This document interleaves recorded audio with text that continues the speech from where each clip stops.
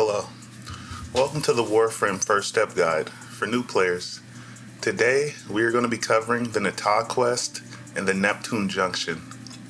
Now, if we hop over to our next objective, you can see our next objective, it's pretty vague, it's just to scan drones on Uranus, right? Now, back in the day, you used to want to find like a sabotage mission on Uranus, but nowadays you can find these drones on just about any mission. They're glowing blue sentient looking things, and all you have to do is stay at a distance and scan one. And so I'm going to start clearing the star chart, but before I do that, we are going to take a look at builds, because on Uranus you want to actually kind of have a half-assed build going. So this is the build I'm running on my Excalibur. This is by no means a good build, but it's a fairly okay build for where I'm at in the game. And I'm only mastery rank 7, and these are the mods that I've managed to accrue so far. As you can see, it's not many. And as for my Dracoon, as you can see, this is literally all I got. These are all the mods I managed to accrue, but I managed to accrue more mods for my secondary weapons, mainly by doing spy missions. I highly recommend doing spy missions so you can get some of these dual stat mods, because these dual stat mods will help you out a lot. So as you can see, I got like a little half-ass build on my Atomos, and that's going to be enough to get the job done, at least on Uranus. And as you can see, so far, I really haven't accrued that many mods for my secondary. Moving on to my melee. My melee weapon, I'm primarily going to be using the heat sword. And as you can see so far, this is the build I got on the heat sword. The heat sword is actually fairly decent. Like, it's fairly decent. A lot of people use the heat sword. Like, I'm surprised people use the heat sword beyond MR rank 5, but apparently some people have in-game builds with the heat sword. As for my Exalted Blade, this is the build I have on my Exalted Blade, but to be honest, I really don't use it too much. The whole reason I really use Excalibur is mostly for radio blind. But yeah, this is the build I have on my Exalted Blade. If I ever do need to use it, it will most definitely get the job done at these early game first step levels. But next, we are going to be moving on to companions, because companions, guys, the first companion you're going to have is either a Taxon, which is a Sentinel, or a Kubro. So I only use the Taxon at this point in the game because these are all the mods that I've managed to accrue from my Kubro so far. I don't even have Fetch. But as for the Taxon came with Vacuum, and this thing has been an absolute workhorse ever since I started the game. The Taxon has been an absolute workhorse. So this is the build I have on the Taxon. And once upon a time, you used to need a secondary set of mods in order to put mods on your Sentinel's weapon. So nowadays it's happy times, because you can use the same mods that you use on your primary weapon, assuming your Sentinel's weapon is a primary. But next, we are going to be hopping into the mission, right? As I was clearing Uranus, I started up a capture mission, which was only like the 3rd mission on the map. And I immediately found the Sentinels I needed to scan. As you can see right here, the Grineer are attacking them. I'm just going to maintain my distance, keep a safe distance. I'm going to scan both drones, and I'm going to proceed on the mission. As you can see, bam. You'll know you did it right if you scan them, and then you get a message from the Lotus asking what happened. She'll tell you that she's receiving some signal masking and to just proceed on your mission for now. But after you complete the mission, then you'll have access to the Natah quest, and you can go ahead and boot it up from there. Okay guys, so as you arrive back at your ship, you should receive a message from the Lotus. This message should contain the Natah quest. So once you get that message from the Lotus, go ahead and head to your arsenal and do whatever you need to do over there in case you need to mess with your mods or anything.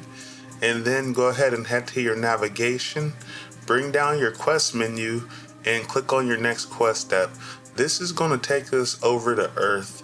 It's going to be another drone scanning mission, so make sure you have your codex scanner up and available with codex scanner charges. If you don't have any codex scanner charges, I'd say head to Cephalon Samaris and purchase more charges for your synthesis scanner. So, this is the first thing we need to scan, this little sentient relic thing. We're going to go ahead and scan that, and there are Kubro nests over here, guys, just in case you want to destroy some of those, get a chance to get another Kubro egg. Remember, there are multiple different breeds of Kubro. So as you can see, I make my way to the area of the first drone, and it's not here at first, but I kind of wait a second and it just kind of pops up. So if it's not here when you get here, just wait a second. And then I make my way over to the next drone. As you can see, I hit the area a little quick, but it pretty quickly pops up.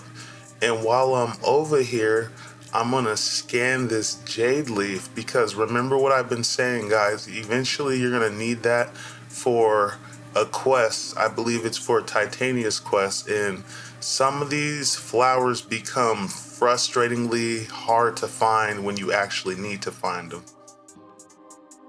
So at some point the Lotus will go AWOL because of some of the information we collected.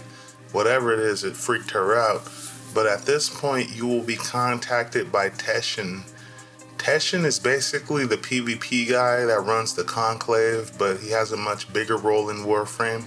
But for now, we're going to be helping Teshin. So if you bring down your next quest in the navigation menu, the next quest is going to be on Cassini on Saturn. This quest is literally just a mobile defense. I believe it's a really straightforward quest, so go ahead and just knock that out, guys, and head to Extraction. This is pretty easy. This one's not complicated at all, so you guys shouldn't need a tutorial for this part. Just extract the data from the terminals and head to Extraction and proceed on the next part of your quest. So upon arriving back to your ship, you should get a message from Ordis, which shows you that the message that you intercepted is from Tyl Regor. Now your next mission is going to take you back to Uranus, and it's going to be to find the Sergeant. But before I do that, since we're going to be running Uranus consistently now, as you can see, one of the prerequisites for the Neptune Junction is to complete any 5 missions on Uranus with only your melee weapon equipped. So what I'm going to do is I'm going to head over to my arsenal, and I'm going to take off my primary weapon, and I'm going to take off my secondary weapon, and I'm going to equip my melee weapon. So once again, guys, this is the build that I am running on my heat sword. It's nothing special, but it should be more than enough to get me through Uranus.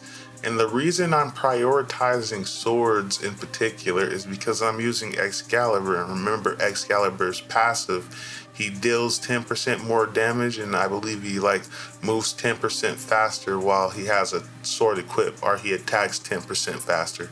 Something along that lines.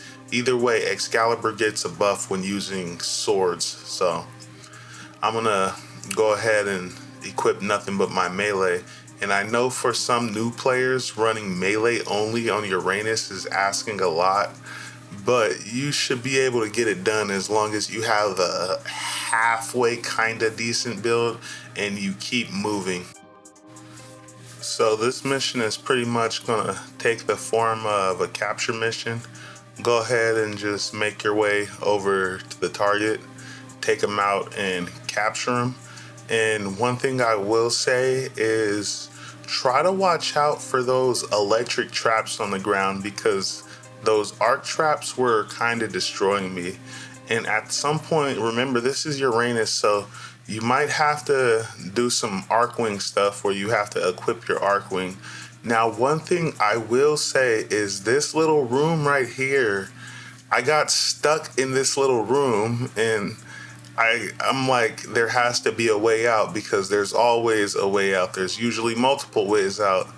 And so I look around for a while, and I actually end up not being able to find the way out. And I came to the conclusion that I might as well just restart the mission and run this real quick and get this done, instead of looking around this room for an exit that's not here. I think the game glitched out. The game glitches out sometimes. So if something seems really weird, just restart if it's not going to take you any time.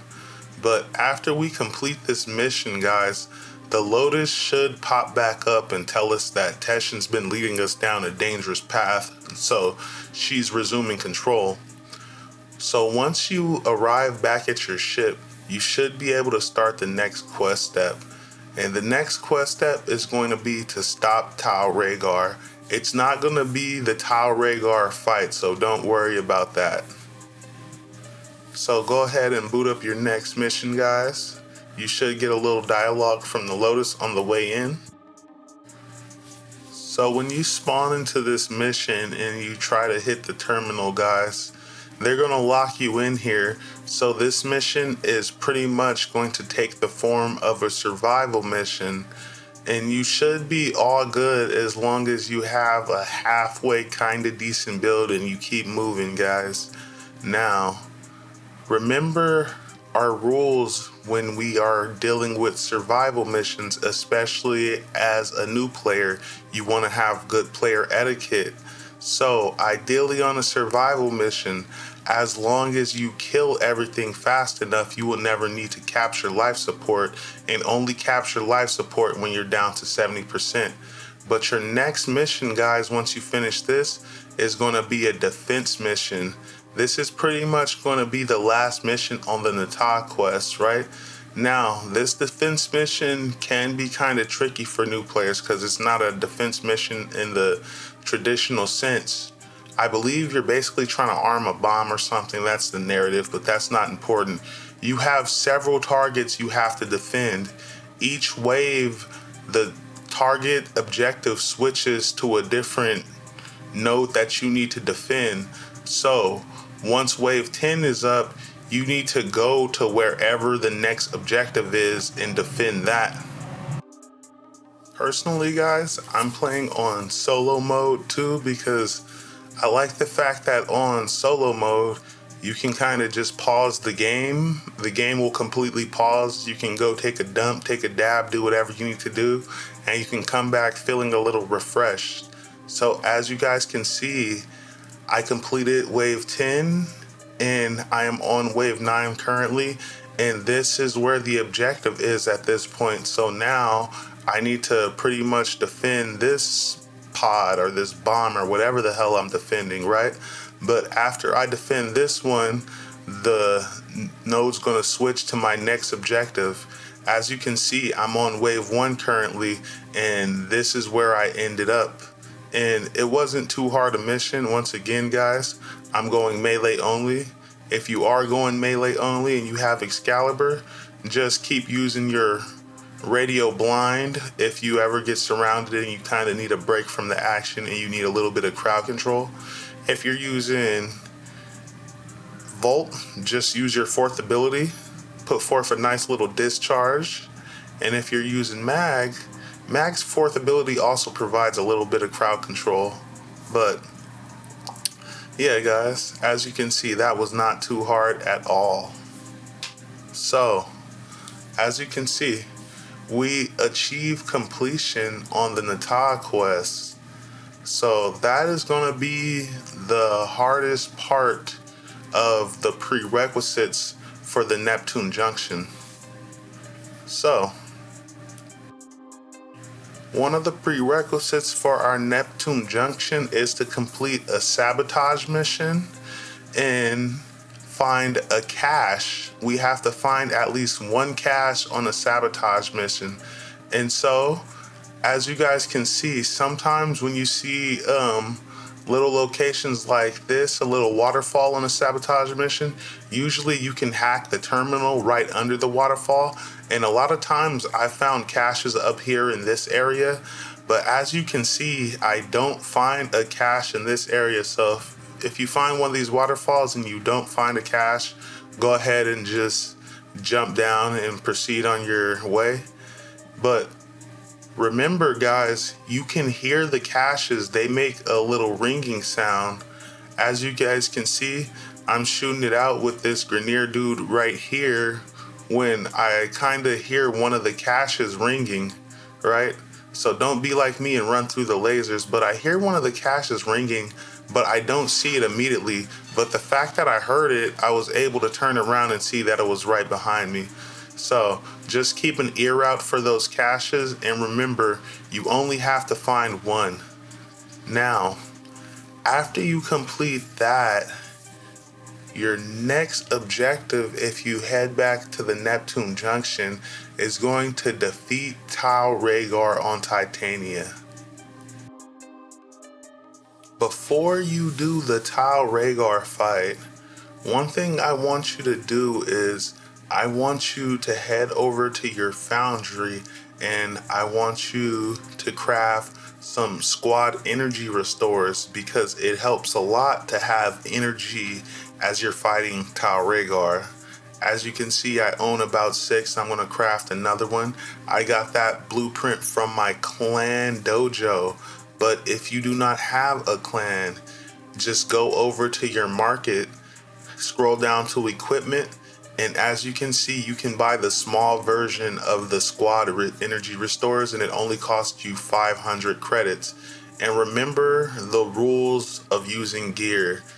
Make sure upon acquiring a new piece of gear, you go into your gear wheel and you equip whatever it is you plan to use, because I guarantee throughout your time playing Warframe, there will be times where you put yourself in a funny predicament where you're in a mission and you need to use a piece of gear and it turns out you don't have the piece of gear that you want to use.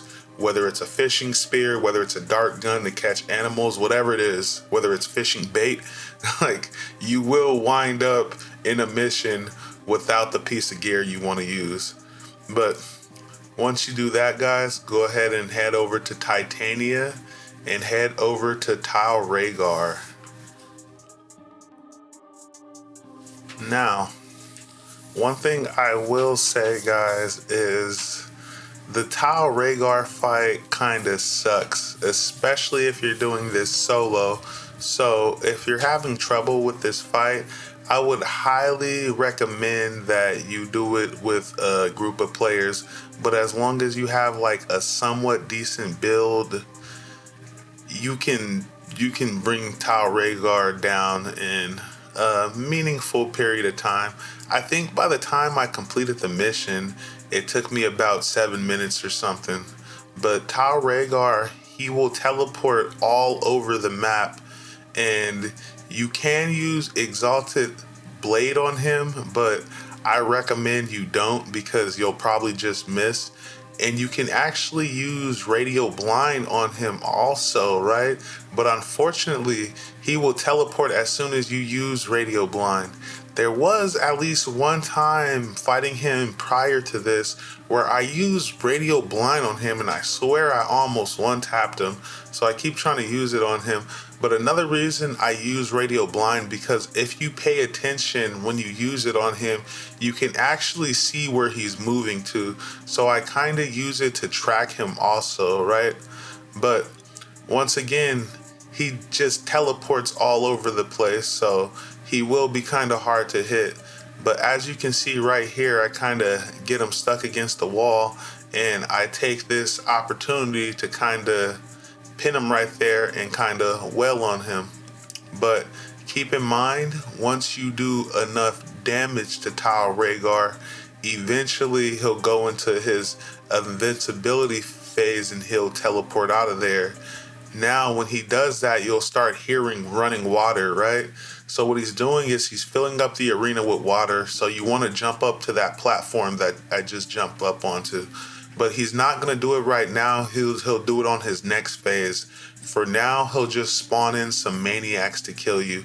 Now, once again, as you can see, these guys are susceptible to radio blind, so I use radio blind on these guys, and not only does it make them more susceptible to melee damage, but it actually makes the maniacs a lot easier to track if you simply just pay attention. So after you deal with the maniacs, Tyl Regor is gonna spawn back in. Go ahead and just hit Tyl Regor with whatever you got, and eventually, after you do enough damage to Tyl Regor, remember Tyl Regor is just kind of tough just because he has such an awkward moveset. But after you do enough damage to Tyl Regor, he's going to completely fill up the arena with water. And not just that, the water is going to be electrified, so you do not want to be in the water. So make sure you rise above the water. And after you get above the water, he's going to spawn in some more maniacs, one of the standard maniacs that moves around hella quick. Just use your radio blind, take this dude out, and then he's going to spawn in another maniac. And this dude's a little more tanky, but just use radio blind, take him out. And after that, Tyl Regor should spawn back in the match. So once Tyl Regor spawns back in, I like to fight him in this little area right here because there's plenty of space and I don't have to really worry about me falling into the electrocuted water. But just take out Tyl Regor, and as you can see, upon killing him, you will receive an Equinox part. Now, Equinox is another one of those Warframes where his prime version is a lot easier to get than his normal version. For Equinox's normal version, you need the Equinox Day system, Equinox Day neural optic, Equinox Day chassis, and the Equinox Day aspect. And then you need to combine all of that with the Equinox Night neural optics, Equinox Night chassis, and Equinox Night system in order to build the two aspects, and then you put the two aspects together in order to build Equinox. It's asking a lot, and I really think they should rework that. But go ahead and spawn into the junction, and as you can see, you will be fighting a Frost Spectre. Now, do not enter that Frost globe because he will crowd control you and he will instantly melt you. Just run over there, hit him with the recipe, radio blind, as well as melee, and bam, that's you all done right there. So upon completing this junction, you will receive another part for Chroma, as well as the second dream quest, which is the main thing. You'll also receive the Gamma Core blueprint as well as 80k credits. But for a lot of players, the second dream quest is when the game truly starts. And at this point, you will also have access to Neptune. So go ahead and start clearing out Neptune so you can get to Pluto. And there you go, guys. That is going to do it. This has been your Warframe first step guide to the Natah quest as well as the Neptune Junction. Thank you for watching. Peace.